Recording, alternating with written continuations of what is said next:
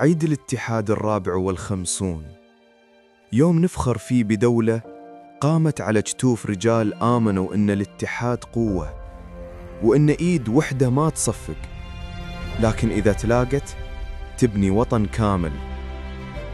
هاليوم يعطينا شعور مختلف، كأن طاقة عيد للروح قوتها، وتذكرنا إن اللي نعيشه اليوم مو بصدفة، هو نتيجة شغل طويل من المؤسسين وإصرار ما يهتز.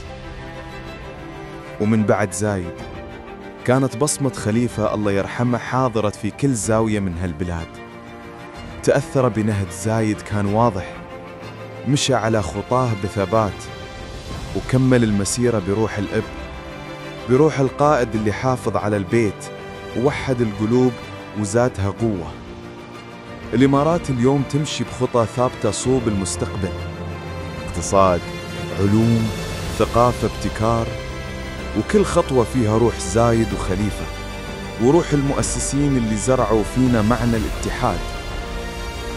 عيد الاتحاد هو الإلهام اللي يرجعنا لجذورنا، ويذكرنا إن عزنا من عز وحدتنا، وإن هالوطن ما وقف يوم عن التقدم، لأن خلف رجال يؤمنون إن الاتحاد قدر، وإن المستقبل لنا. وبإذن الله نكمل مسيرتنا ونرفع اسم الإمارات فوق كل يوم.